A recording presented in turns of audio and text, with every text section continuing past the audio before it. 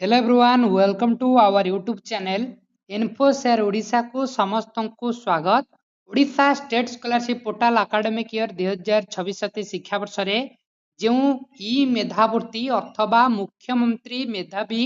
प्रोत्साहन योजना under UG merit PG merit and technical professional Gopabandhu शिक्षा सहायता व्यासकवि फकीरमोहन सेनापति भाषावृत्ति गुड़िक स्कॉलरशिप रिन्यूअल प्रोसेस किभଳି आपण करिवे ता सहित केबे ठारू ए योजनार शुभारंभ हेबाकू जाउची किभଳି रहिछि ए वर्षर बदलिब नियम केउ नियम आपणकर परिवर्तन होइछि डिटेल्स रे वीडियो आलोचना करबा। जदि आपण फ्रेश भाबा अप्लाई करबाकू चाहुचंदी किंबा आपण पूर्वरु अप्लाई करचंती ए वर्ष रिन्यूअल करबा चाहुचंती वीडियो को शेष पर्यंत देखंतु जाफल आपण टोटली इन्फॉर्मेशन पाई परिबे। ओके चलंतु वीडियो स्टार्ट करबा।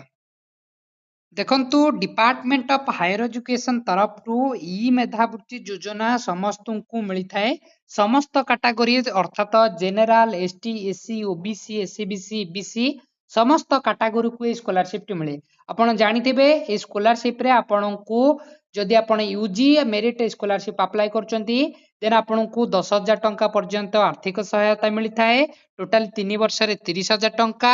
ता बाद पीजी मेरिट रे आपण को 15,000 टंका वार्षिक सहित टेक्निकल एंड प्रोफेशनल कोर्स रे आपण को 20,000 टंका पर्यंत स्कॉलरशिप टी मिलता है। ओके ता बाद आपणकर जे कोनोसी भी कोर्स जे ईयर थिबा आपण को से अनुसार आपण को पेमेंट मिलता है। देखो प्राय पिला जो माने ऑलरेडी ई मेधावृत्ति रे सिलेक्टेड होइचंदी अर्थात रिन्यूअल करिवे जो माने तांको पई कोन रहिछि ए वर्षर चेंजेस देखंतु बहुत सारा पिला डाउट थिले जे ई मेधावृत्ति रो डेट केबे आसीबो केबे से माने रिन्यूअल करिवे ओ फ्रेश भाबे किभଳି अप्लाई करिवे। देखंतु जहां भी आपण कैटेगरी फुलफिल करूचंती समस्त कैटेगरी मध्य आपण जेपरि general OBC SC BC ST SC ए भलिया कैटेगरी जदि आपण हेउचंती से कैटेगरी वाइज आपण कट ऑफ अनुसार ए सिलेक्शन होइता है। तेणु करी आपण जो माने ऑलरेडी सिलेक्टेड देन से माने ए ईयर रे अर्थात एकेडमिक ईयर 2026-27 शिक्षा वर्ष से माने रिन्यूअल करबा को जिबे। ओके रिन्यूअल करबा को गले आपणकर कोन रहिछि चेंजेस देखंतु रिन्यूअल पई एडी आपणकर गाइडलाइन मेंशन अछि the scholarship renewal process will be simplified by introducing yes or no option जेबळी भाबे आपण yes or no option clicking करिकि आपण रिन्यूअल को आपण रिन्यूअल करि परिबे। कोनोसी भी आपणकर डॉक्यूमेंट अपलोड नाही कोनोसी भी किछि भी आपण सबमिशन कॉलेज रे करबा को नाही केवल आपण येस और नो पर क्लिक करिवे देन आपणकर रिन्यूअल हो किभଳି हो ना student will able to indicate yes or no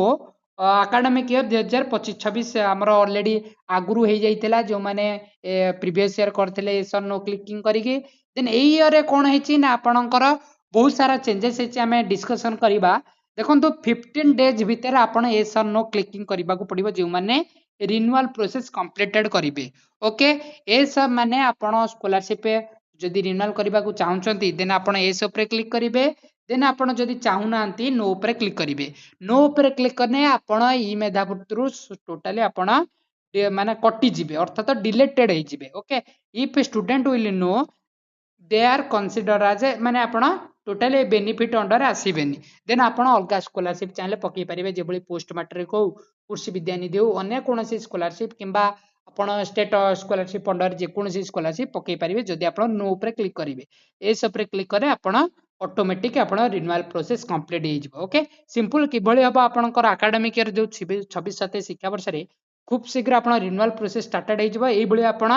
select करिवे। ओके किभଳି सिलेक्ट करिवे ना एस और नो दुईटी ऑप्शन आसीबो सिंपल आपण एस ऊपर क्लिक करिवे कोनोसी मात्रा रे नो ऊपर क्लिक करिवे नाही। ओके देन एस ऊपर क्लिक कला परे आपणकर